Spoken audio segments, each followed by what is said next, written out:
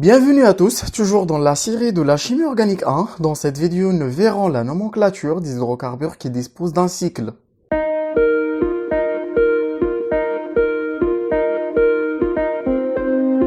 Avant d'entamer cette partie, je vous invite donc à consulter les vidéos précédentes pour garder toujours l'enchaînement. Et donc là, généralement, lorsqu'on parle d'un hydrocarbure qui est monocyclique, et donc qui dit monocyclique, c'est-à-dire qu'il dispose d'un seul cycle, alors saturé, donc c'est-à-dire qu'il dispose juste d'un cycle, non plus, alors que les hydrocarbures qui sont monocycliques et insaturés, c'est-à-dire qu'ils disposent de moins une liaison multiple, donc qui dit liaison multiple, c'est-à-dire que ce soit disposant d'une double ou bien d'une triple liaison. Alors, la nomenclature de ces hydrocarbures, bien sûr, elle se fait en faisant procéder du préfixe cyclo, et donc c'est-à-dire que si j'ai un alkane, donc qui dit alkane, c'est-à-dire qu'on ne dispose pas de liaison multiple, et donc si je parle par exemple d'un pentane, automatiquement, et j'ai un cycle, donc un cycle à 5 carbones, son nomenclature c'est un cycle pentane. Voilà.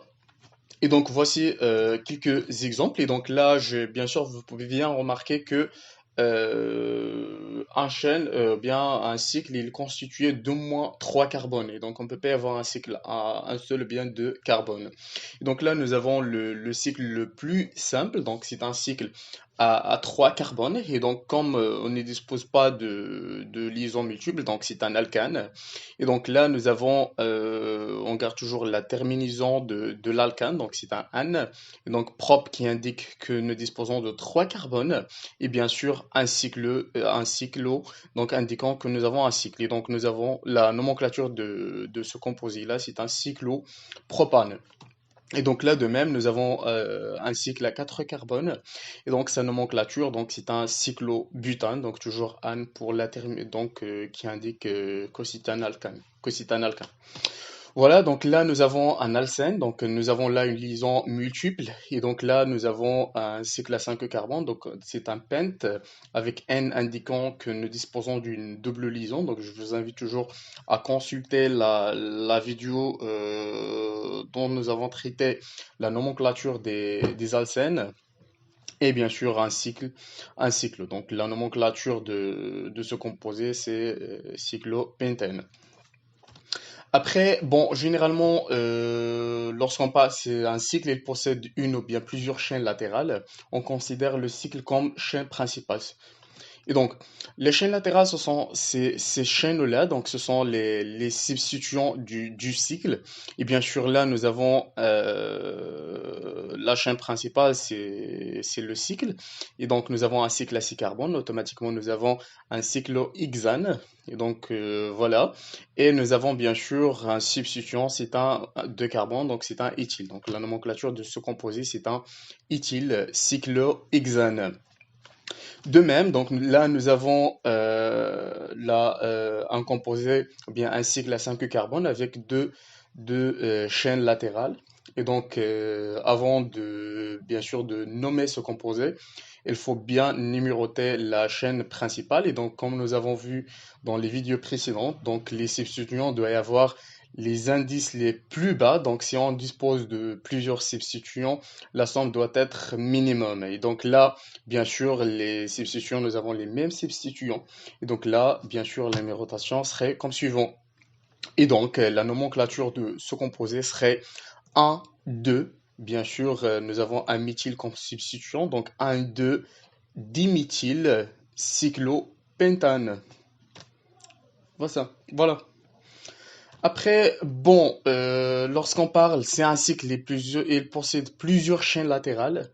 Il existe au moins deux chemins possibles, donc deux chemins possibles, c'est-à-dire qu'on peut bien numéroter euh, la chaîne principale avec au moins deux façons possibles. Et donc, bien sûr, et la somme des indices sont égaux. Et bien sûr, là, c'est l'ordre alphabétique qui permet de trancher dans ce cas. Donc, c'est comme le cas des alcènes ou bien des alcynes. Donc là, voici un exemple. Et donc, on peut bien remarquer que cette chaîne-là, elle dispose de trois substituants. Donc, nous avons un chlore, nous avons ici un méthyle et là nous avons méthane, éthane, propane, donc nous avons un propyle. Et donc nous avons trois cas possibles, donc plutôt plusieurs cas possibles, nous avons six cas possibles parce que là, que ce soit je donne à ce carbone qui porte sur radicaux 1, et donc je pars de la gauche vers la droite ou bien de droite vers la gauche, que ce soit je donne, et donc là je donne 1, 2, bien 1, 2. De même, je peux bien donner à ce substituant l'indice 1, et donc que ce soit je pars vers la gauche ou bien je pars vers la droite, et de même pour ce carbone-là. Et donc, l'idée, c'est bien de commencer la numérotation. Donc, je pars vers ce carbone. Et donc, si je fais la numérotation de cette façon-là, donc les indices vont prendre, plutôt les substituants vont prendre les indices 1, 3 et 4. Donc, la somme, c'est 1, 3 plus 4 plus 5, ça fait 8. Que ce soit, donc je garde toujours que ce carbone, je dois prendre l'indice 1. Après, je fais la numérotation d'une façon inversée. Et donc là, si je fais la numérotation de cette façon-là, donc les substitutions vont prendre l'indice 1 aussi, donc 3, et l'indice 4, donc 1, 3, 4. Voilà. Donc c'est la même chose. Donc là j'ai 8 8, je peux pas négliger une écriture ou l'autre. Après, bien sûr, je vais donner un autre carbone, l'indice 1. Et donc si je donne à ce carbone, au carbone qui porte le méthyle, bien sûr je donne à ce carbone-là l'indice 1. Bien sûr, là les substitutions sont en position 1, 2 et 4. Donc voici. Donc 1, 2, 4, ça fait 7. Et donc automatiquement 7 est inférieur à 8. Donc on élimine les autres cas possibles. Après, là, si je fais la numérotation dans le sens inversé, donc désolé, donc là j'ai 1, 2, bien sûr 1, 2, 3, donc je serai dans 1, 3 et 5. Donc automatiquement 1, 3, 5, ça fait 9, et donc 9 est supérieur à 7. Donc on garde toujours cette numérotation. Après, bon, si je donne à ce carbone-là l'indice 1, et donc là, les substitutions vont prendre les indices 1, 3 et 5. Et donc 1, 3, 5, ça fait 9. Toujours 9 est supérieur à 7. Et donc voici l'écriture possible, ou bien la numérotation possible. De même, donc si je donne à ce carbone 1, et donc je pars dans le sens inverse, donc j'aurai 1, 2. Et donc les substitutions vont prendre les indices 1, 2, 4. Et donc 1 plus 2 plus 4, ça fait 7. Donc 7 et 7, donc nous avons ces deux cas possibles. Et donc s'il existe au moins deux chemins qui sont possibles, donc que ce soit ce carbone va prendre l'indice 1 ou ce carbone va prendre l'indice 1. Et donc là, et bien sûr, la somme des indices sont égaux, c'est notre cas là. Donc là, c'est l'ordre alphabétique qui permet de trancher. Et donc là, nous avons un chloro. Là, nous avons un méthyle et là, nous avons un propyle. Et donc, bien sûr, c'est prioritaire. Et donc là, la vraie numérotation, c'est cette numérotation là. Donc, le chloro doit prendre l'indice le plus bas. Et donc, voici la vraie numérotation. Et donc là, la nomenclature de ce composé, bien sûr, c'est un chloro, bien sûr. Et après, nous avons deux méthyles, quatre propyles et bien sûr un cyclopentane. Bien sûr, là, vous pouvez bien remarquer que nous avons gardé l'ordre alphabétique dans l'écriture. Voilà, aussi, bon, si le nombre de carbone de la chaîne latérale est supérieur au nombre de carbone de cycle, donc là, la chaîne principale est linéaire et le cycle est un substituant.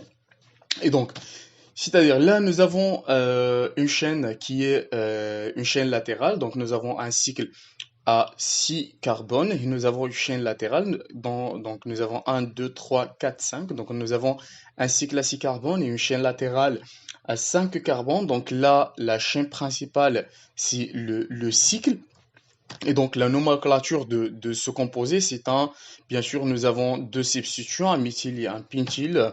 Et donc là, voilà, donc il faut bien numéroter le cycle de telle façon à ce que la somme des indices des substituants doit être minimale. Aussi, il faut prendre en considération, bien sûr, l'ordre alphabétique. Et donc nous avons un M et nous avons un Pi. Et donc là, il faut donner à ce carbone l'indice le plus bas.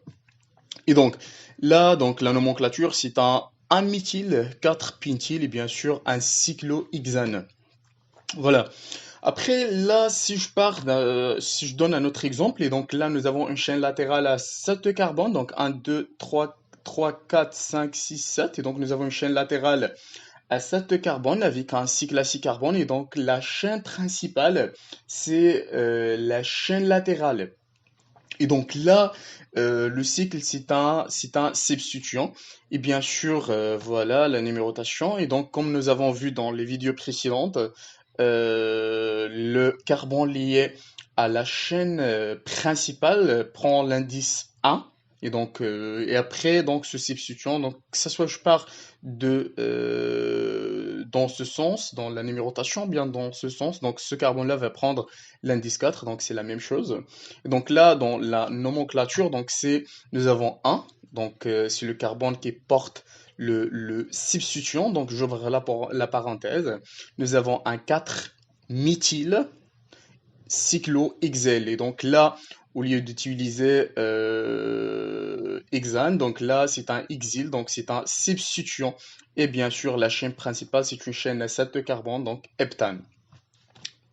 Aussi, il faut bien noter que les règles de nomenclature étudiées précédemment, que ce soit pour les alcanes, pour les alcènes, pour les alcynes, et sont aussi appliquées pour les chaînes cycliques. C'est pour ça que je vous invite bien sûr de consulter les vidéos précédentes. Et donc là, voici un exemple. Donc là, nous avons un cycle à 5 carbone et nous avons deux doubles liaisons. Et donc, bien sûr, comme nous avons vu dans le cas des acènes, donc les doubles liaisons doivent prendre les indices les plus bas. Et donc, j'ai deux cas. Donc, que ce soit je fais la numérotation d'ici, dans ce sens, ou bien je fais la numérotation dans ce sens. Et donc là, nous avons un, donc la double liaison, donc c'est un 2 3 ou j'aurai un 2 3. Donc c'est la même chose, que ce soit je fais la numérotation dans ce sens ou dans ce sens, c'est la même chose. Et donc la nomenclature de ce composé-là, donc pour plus de détails, bien sûr, je vous invite de consulter la vidéo de la nomenclature des alcènes. Et donc là, nous avons un cyclo, bien sûr, pent, et nous avons un 3 diène. Et donc, qui dit diène, c'est-à-dire que nous avons double liaison en position 1 et en position 3. De même ici, donc nous avons une chaîne latérale. Donc nous avons une chaîne latérale à plutôt là on parle plus de chaîne latérale, mais on parle d'une chaîne qui est ouverte. Et donc là parce que nous avons une chaîne à 6 carbones, et donc 6 carbones sont supérieurs à 3 carbones, donc la chaîne principale c'est cette chaîne-là. Donc nous avons un 3, donc 3 la position de substitution. Nous avons un cyclopropyle, donc propyle c'est un cyclopropyle, c'est un cycle à 3 carbones. Et bien sûr, hexane, puisque nous avons une chaîne à 6 carbones. Aussi là, lorsque je parle ici d'un matériau, plutôt d'une liaison, d'un composé qui dispose ici d'une double liaison, bien sûr, la priorité, toujours, les doubles liaisons sont prioritaires. Et donc, nous avons là la chaîne principale, c'est une chaîne à deux carbones avec une double liaison. Et bien sûr, là, le carbone qui porte le substituant doit prendre l'indice le plus bas. Et donc, nous avons un. Et donc un cyclohexyl, donc c'est un substituant. Après, nous avons deux carbones, éthyle, N, bien sûr, qui est indiquant la présence d'une double liaison.